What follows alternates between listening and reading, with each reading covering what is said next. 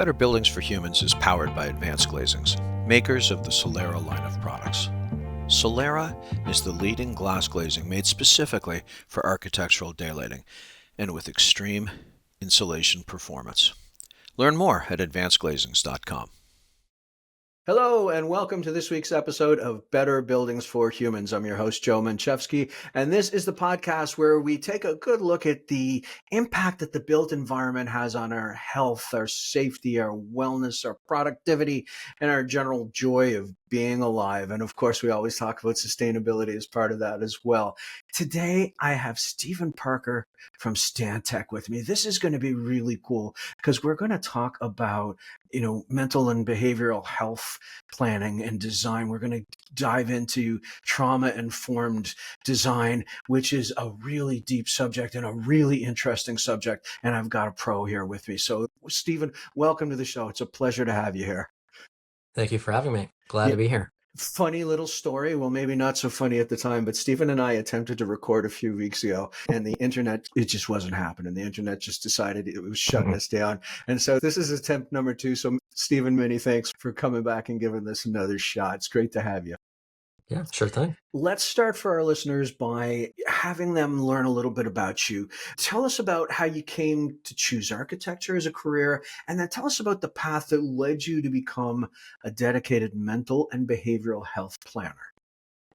Sure. I think many architects have a similar story growing up where, they were always building something with Legos or blocks or Lincoln Logs or what have you. And I was definitely, a poster child for that.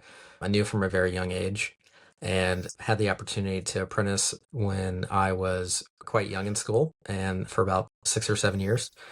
And that kind of gave me a good footing in the industry, starting out so early and doing my undergraduate at Clemson University in my home state of South Carolina. And I was really focused on a lot of my association leadership, so student leadership and things of that nature, which I think really helped me in my career sort of getting off the ground. And I would definitely have any of your members or aspiring architects out there to look at different opportunities to, start in the industry early and find those leadership opportunities because it definitely helped me. And in that vein, when it came time to kind of move into different parts of practice, moving from a small state like South Carolina up to Maryland for grad school, I had worked at a medium-sized developer-driven firm, Ecom, which is the largest architecture, engineering, and construction firm in the world. And the opportunity to focus in on my thesis work actually in mental and behavioral health design around traumatic brain injury and PTSD design for wounded warriors.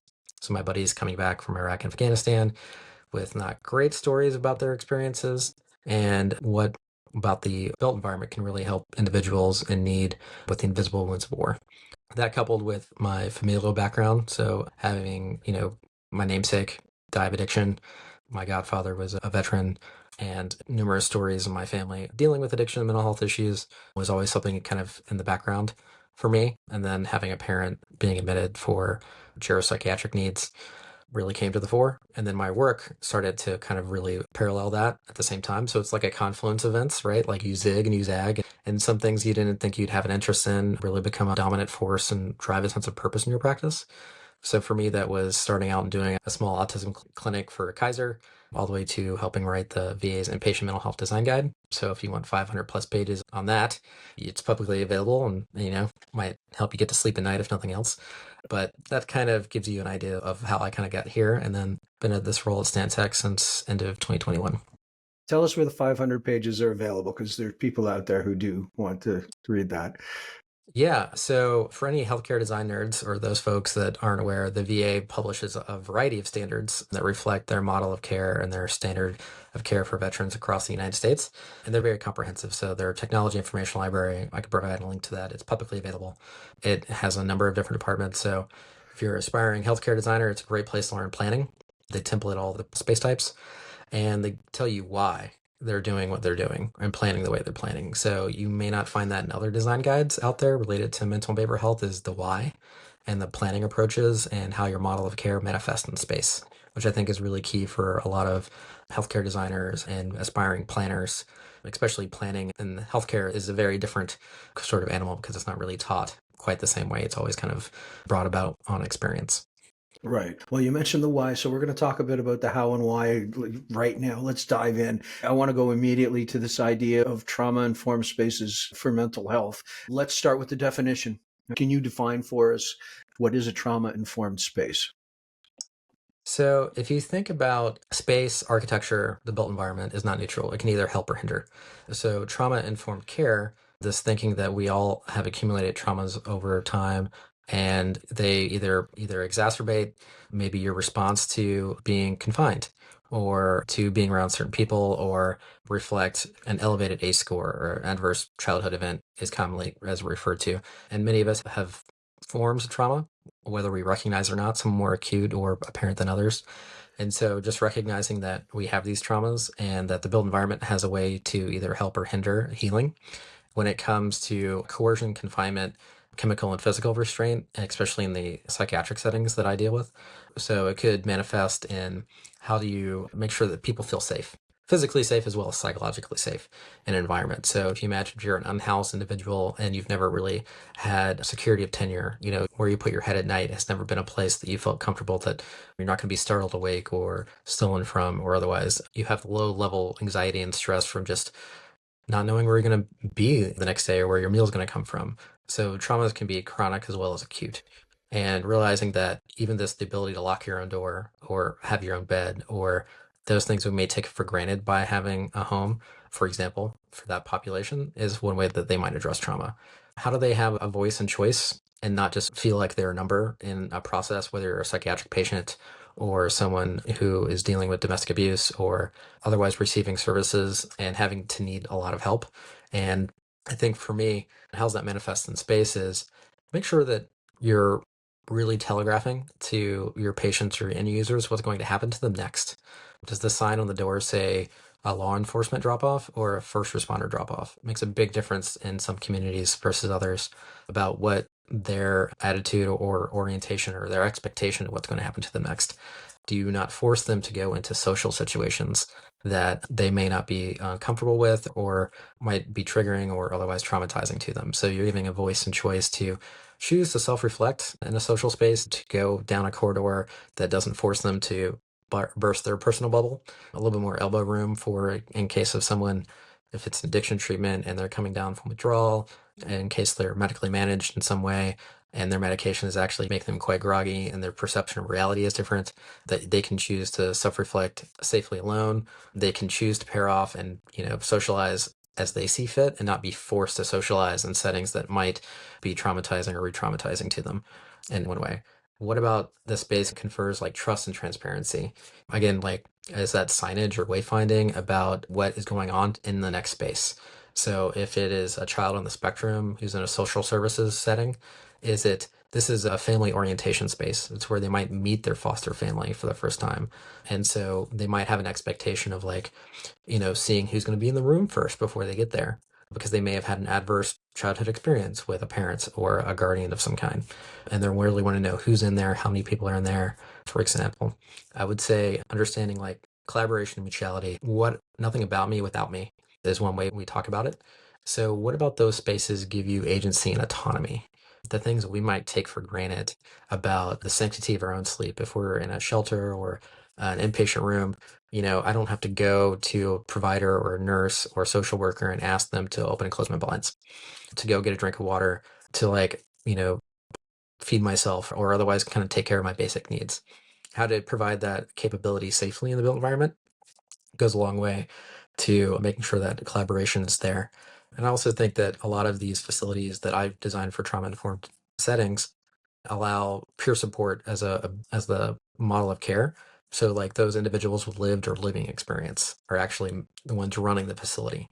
So if you can think of someone that is in acute crisis and the care provider actually has gone through something very similar. They've gone through a crisis on the road to recovery. They kind of know where they're at and know what's going on with them, or they can help them sort of bridge that empathy gap, if you will.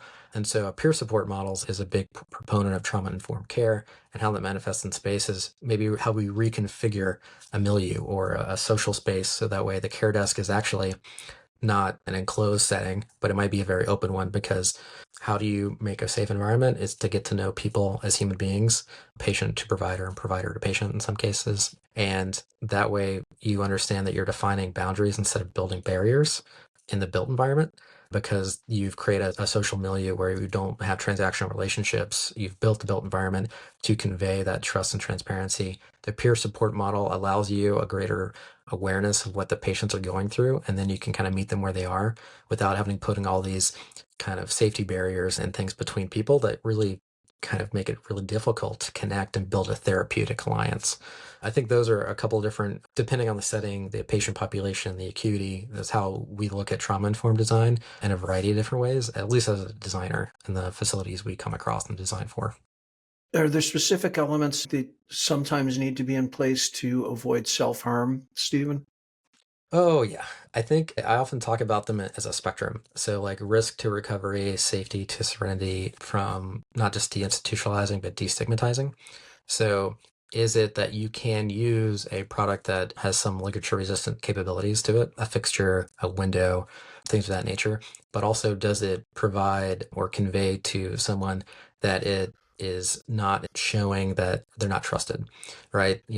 Is it has a lot of hardware that looks very institutional, you get a lot of fasteners to it, things of that nature. So risk might be categorized in a number of different ways, like how do you make things tamper resistant, because you're combating boredom over the long period of time that someone is in a facility and they're just bored and they're looking for attention. Why are they looking for attention? Is because they're not getting it from staff, is because the built environment is not equipped to help them take care of themselves in a dignified way.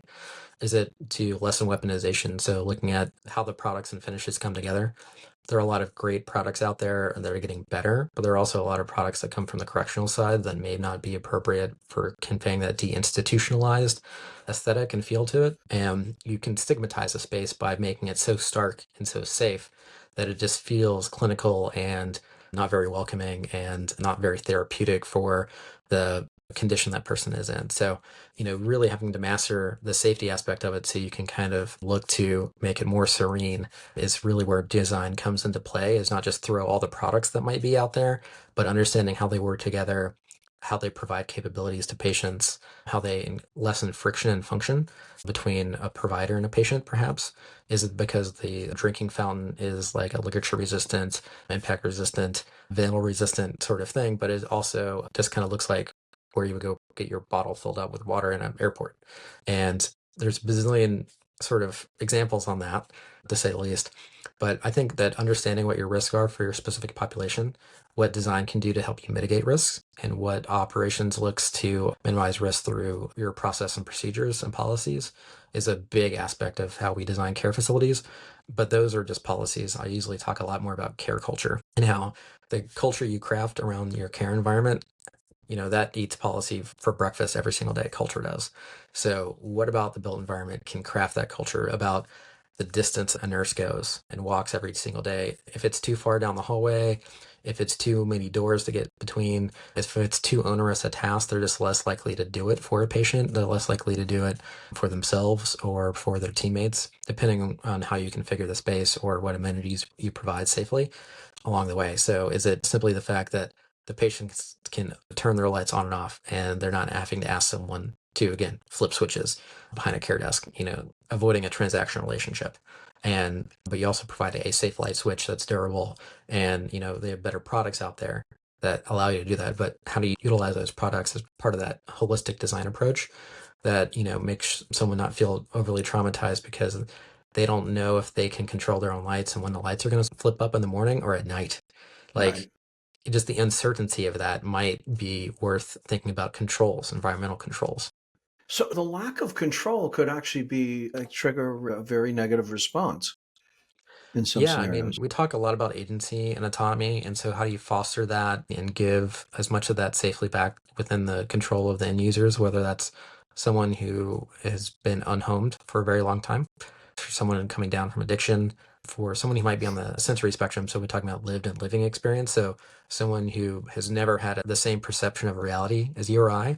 And so just the environmental control of dimming their lights, right? They might be hyposensitive and want to really brighten up their lights because their perception of light and space is very different than you or I. And so them being able to control maybe the light spectrum or the color or their access to daylight may go a long way into making sure the space is sensory sensitive or helping those individuals that have, just a different perception of the senses than you or I. And I think, control is a great way to kind of get down to brass tacks. What control do you give and what control do you want to override? I think that's another key aspect of it for staff in these facility types. Well, you mentioned daylight, so I'm going to jump on that for just a second. Daylight and views, how much does that play into, healing environments for, again, for trauma-informed design? Yeah, I think there's quite a number of evidence-based design studies around just the healing aspects of access to nature and daylight. There's many a famous study about just having a quality view to nature and access to natural light significantly lowers the length of stay of most patient types. And I think that, there's a distinct connection with reducing stress with biophilic elements, whether they're facsimiles or, direct connection to nature through roof gardens or terraces or outdoor space. That's pretty well known. I would say that it also gives you that voice and choice, the ability to go out to an environment safely to decompress. If you are, claustrophobic and you've been in very confined environments for most of your life or been institutionalized, just the ability to go out and decompress is a huge part of that, to self-regulate, let's say. And then I think, is it just, hey, do I control my own blinds safely so I can look at nature when I want to control the daylight for when I go to sleep at night, and things of that nature are key aspects of it. But also like how you configure the space to take advantage of that. You see a lot of environments where like the main social space is stuck in the middle of the building and you just have doors on all sides.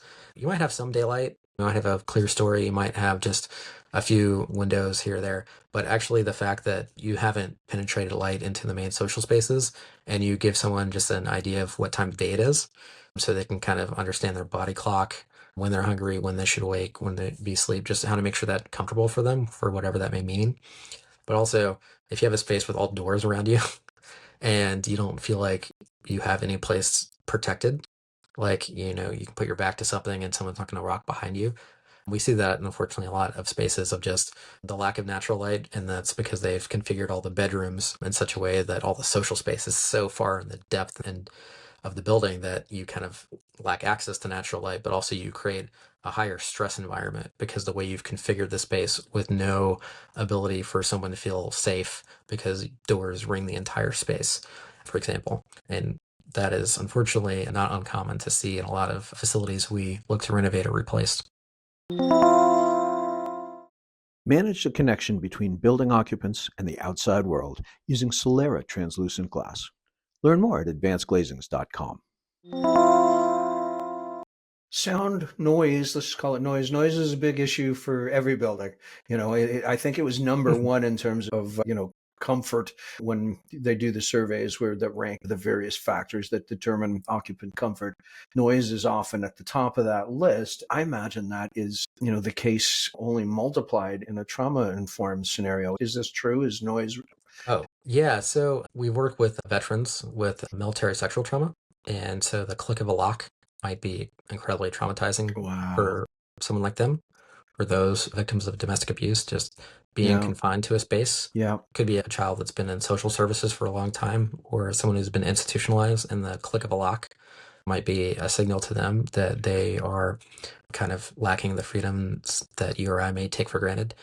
There's a lot of unwanted noise in the built environment, as you may imagine. Yep. One reason why a lot of crisis care settings look to remove or divert individuals from emergency departments is that emergency departments have just so much going on, right? You can imagine like an episode of ER where it's just bells and whistles and blood and guts and ambulances and stuff. There's a lot of unwanted noise that, can be really triggering to a number of individuals in acute crisis. And so how to take them out of an environment not suited to avoiding re-traumatization, again, that coercion into a confined space, the chemical and physical restraint that may result because they are so triggered or overwhelmed by the sensory input from unwanted noise. Even just the way that care desk may be set up where inadvertently the staff can be heard by the patients when the staff are talking about the patients.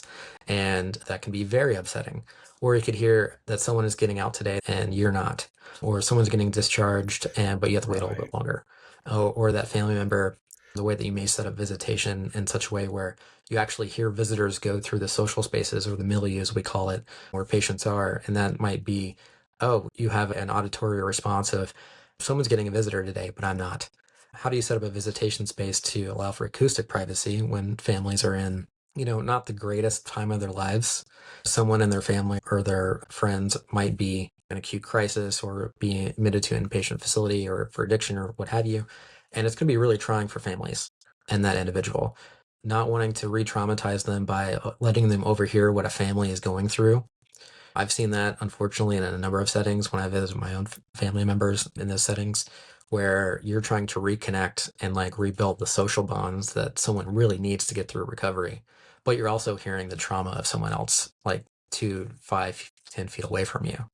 And so how do you even set up visitation and the planning of spaces to allow for acoustic privacy and that dignity of visitation along the way, much less, where the TV room is and who controls the remote and what you're watching when you only have one social space and just the TV's blaring and you don't really want to watch that particular soccer match and you want to watch another one. It can be as little things like that to, the really kind of intimate moments families have with their loved ones in those settings. There's just so much there that has to be considered. I'm going to make it even more complicated for you. Sure. Going off script just a little bit, Stephen, but let's throw in a patient from a marginalized community for whatever reason, race, ethnicity, sexuality, anything that has resulted in a person's community being marginalized. How much complexity does that add? And how do you adjust for that? Just broadly speaking. So many considerations. Yeah. I think, there's a lot to be talking about cultural competency. So one trauma-informed principle is just cultural and historic and gender issues in that consideration. And, one is to understand your own bias, like what your own background is, as where you come from, your cultural background, religious background, your socioeconomic background, that might be very different from the people you're designing for. And so I think peer support is a big aspect of getting individuals lived and living experience. They do this very well in the UK by comparison of like helping them attune to developing a model of care that's reflective of that unique community needs and cultural needs with those with lived experience. They actually help craft the model of care and like, this is how this facility should be run and so forth. And then they're integrated into the design process. So if it's an indigenous community, they may want to put their facility on their busiest highway or main street or what have you, because they want to be out and proud and loud with like, this is where you can get services. In other communities, you want to make sure that you really respect the dignity and the privacy of patients and their families by incorporating it with other facilities and providing anonymity. So that way, when you go through the front door of that clinic, you don't know if you're going to see your primary care doctor, your OB, or something else. And I think that's one way a community may want to deal with it. A more rural setting, perhaps, where you want to make sure that, if someone parks their truck in front of that building, everyone knows why they're there. And so is it a matter of understanding that in some communities where it's just only so many ways around town, only so many ways around that very remote part of the world, that you're really respecting what it means for their context. Color might be a good indicator of a difference in someone that might culturally see something as very lucky or triggering for someone who might not see that the same way one state over or one town over, one region over. The way that we might orient ourselves in a room where we might want to be on the floor because that's where we break bread. And so very differently in the way I might design just the way we feed people and people feed themselves in a different cultural context, right? So I think part of it is really making sure that you have the voices in the room that really reflect that community and those needs specifically, those with lived experience, living experience, the family members that, really deal with the ripple effects of someone in crisis are kind of in that space along the way. And what is the nomenclature and what do you call things? What do people call themselves? Are they a patient? Are they a resident? Are they a client? Are they a customer? It goes a long way to breaking down barriers for us versus them, but also what is the value proposition of the services an organization is looking to provide and the value that these members of the community see in themselves when they are called something that might have a stigma to it that you are completely unaware of. And so I think that's a key part of it. I mean, there's a bazillion examples and you're only scratching the surface of it, whether it's an indigenous community that's been marginalized in a variety of ways, in a systemic way, in a by policies and by laws and by economic measures for generations. And you're providing a facility that's looking to really help them heal. across generations, it's going to look very different than one that's addressing maternal mental health in Louisiana versus a psychiatric setting in Australia or what have you. And just making sure you understand where you're coming from, who your audience is, and what about the process is really equitable and inclusive for those different perspectives. Because those communities live with it very differently than when I design it or any of my colleagues design it if we're not living there every single day. So I think part of that is just recognizing that cultural competency is a skill set that really takes a lot of humility and grace for yourself and grace for others. So that way you can kind of get through this process together is really key for me, at least as a planner. Oh, absolutely. Let's talk about the process a little bit. I mean, there's a lot of information that needs to be teased out. What does that process look like? And broadly, Stephen, you don't have to go down to too much detail, but how do you, and I know you could probably teach an entire university degree on that particular process, but broadly speaking, how do you get that information from the community, from the patient, from the caregivers? How do you gain that knowledge so that you can design effectively? Yeah, I think I mentioned so co-production and co-design, the process of getting those individuals with lived experience or the development of a peer support model goes a long way. So if you're programming a facility and you're talking to a community that's never, let's say, built a building before, that's a whole other aspect of it. Just not habitually building buildings is Right. you have to make a bazillion decisions. And so what about the process are you going to set up where you really empower stakeholders to drive the process and you're helping facilitate and move things forward is really a very nuanced affair. When you're sitting in a visioning session and you're trying to tease out what are your conditions of satisfaction, let's say if you're using a lean methodology, if you have a various set of protocols in an indigenous setting about how you introduce themselves and the way that they look to get participation around the room, for example, and understanding who speaks first, next, and so forth. If there's translation live, what are the protocols to understanding that everyone is on the same page, let's say. We do a number of exercises that might help you unpack that in medical planning in particular, but you also want to make sure that you preface any really difficult topics. What might be just a consideration for a recovery room for someone looking to sober up for an addiction treatment facility who's long been stigmatized around getting services. So you have a lot of folks that might be frequent flyers or have high recidivism, and you want to make sure they keep coming back to that organization. And so you want to craft a process that really puts those stakeholders in a position of power in the process. And they feel like it's not just a token we've checked the box, this is part of the reconciliation process, and so forth and so on, and make sure that they feel heard. And is that case like making sure the translator has the ability to like stop the conversation? Like he can knock on the table. I've had that happen to me once where we did our introductions and we started discussing this is how you enter the building and this is who greets you and this is the first social space you go into and so forth. And then side conversations started happening and the translator couldn't keep up. And so he had the power to stop all conversations and redirect it back because there are some people in that room, besides it taking longer to maybe translate something or conveying medical terminology, there's a lot of barriers in their own language that we put up. Yep. Not being a clinician, a big part of my job working with clinicians is to just decipher what they're talking about and then speak it back to them in a way that they can then like move forward. Like, oh, okay, so when you go to the front desk, if you have a little kid and it's a pediatric outpatient clinic, maybe you want to think about if they're just potty training someone on the spectrum for the first time, you may not want them to have to go through the front desk person to buzz them in to get to the bathroom. It may create a really terrible situation in the waiting room.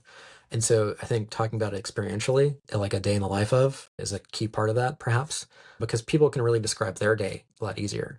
So if you let them tell their own story and then you're crafting where their pain points are, like, oh, you said that you were waiting for a really long period of time, and then you get them to unpack that. And I think part of the process for that is just building trust, for example. And so if they can craft their own story, then you can help them craft this chorus together because they're going to have multiple stakeholder groups come together. And like, this is your experience, this is my experience, this is the clinician's experience. And we're trying to kind of get to a better experience together. We're aspiring to something that doesn't exist.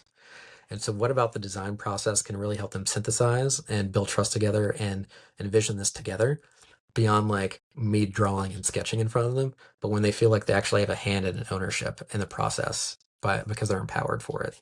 That's the most fun part for me. Right. Yeah, fantastic. All right. Before we start to get to the end, I'm going to ask you a question that's kind of personal for me. Last year, I lost my uncle Bruce. He was one of the 40,000 Canadians who served in Afghanistan after 9/11, suffered from PTSD, suffered from chronic pain. Are there elements that are universal to help the healing of soldiers with PTSD? So I'm sorry to hear that. Thank you for sharing. I Thank also you. had an uncle who was a veteran that attempted to take his life several times.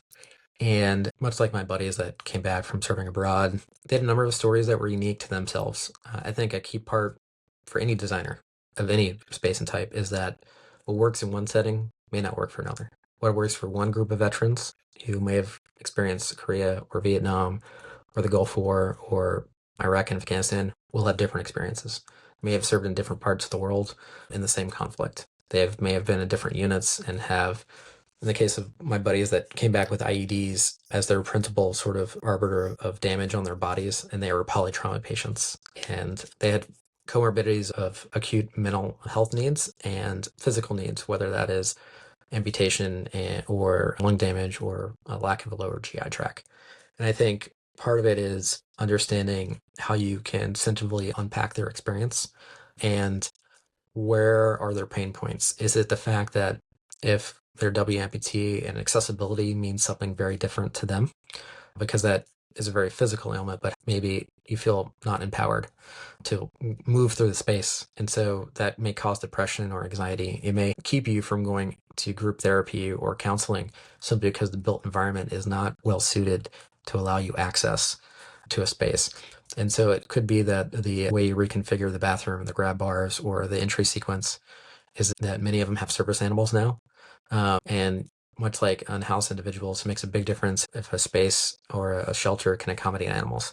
If their battle buddy, if their best friend, their four-legged buddy doesn't have a place in the shade outside, doesn't have some water, things of that nature, how do you sort of take out their anxiety and stress of other things so they can concentrate on themselves and the care they're getting? I would say like really good wayfinding and making sure that no fault circulation, making sure they always kind of know where exits are. They can orient themselves to the outdoors and to where entrance and exits is. I think that's a pretty common approach. I've gone and talked into some veterans who really want separate entrances for women veterans versus men. And then so they will put in a second entrance into a facility that goes up to another floor and they never interact with another male veteran. And you have acoustic, visual separation, physical separation, acoustic separation in case they may have had an adverse experience with sexual trauma, let's say, or when it comes to just how they might otherwise feel stigmatized about how the space is laid out or conveying to them that they're not trusted or they can't get out. Or, for example, we might put in two doors to a consult room so a patient can come in one side and a provider can come in on the other and so forth. But it might cause a lot of anxiety for a patient to not know who's coming through the other door or where the other door leads. And so I would say there's not, in my case, a lot of universals. It is more about being extremely empathetic and exercising on empathy with those individuals who have very specific traumas, unpacking that with them with as much sensitivity and grace for them and yourself as possible, and realizing that you're going to come up with probably some unique solutions that you can't maybe lift and take to the next facility type, but it can really inform maybe the process that you take onto the next project. And I say that because while I have a lot of experience in a lot of different areas around this, you're always learning. And it is a sore day when a designer presumes that they know more than the people they're designing for.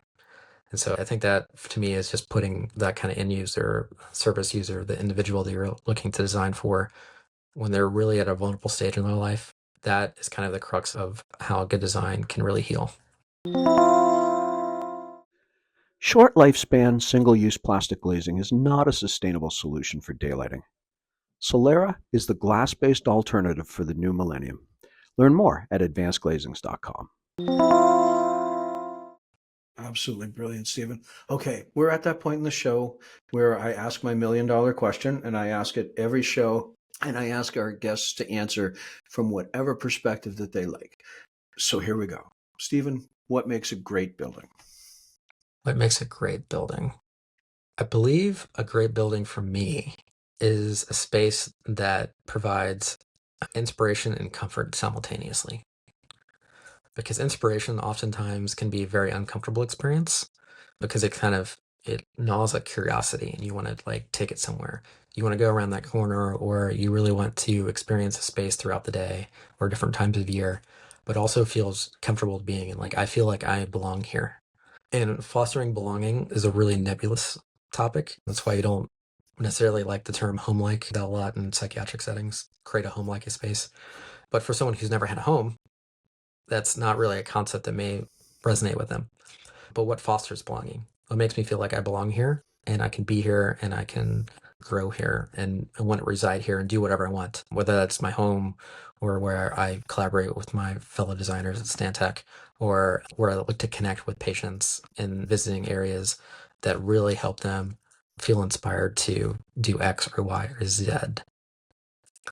Right on. Yeah, fantastic. All right, Stephen, before we go, one final thing. Do you have any announcements that you'd like to share? Anything you'd like to promote, either for yourself personally or for Stantec? Yeah, I'd really just like to welcome our new folks from Page that are coming to the fold at Stantec. I'm really excited that our client, Connections Health Solutions, was selected for Outstanding Organization of the Year by Healthcare Design Magazine. Congratulations. And I really like to thank all of my colleagues that are so collaborative across Stantec's global ecosystem that really enable me and my rest of my teams to kind of really work with communities that might be facing a crisis, but we can really design something special and unique to help them address that.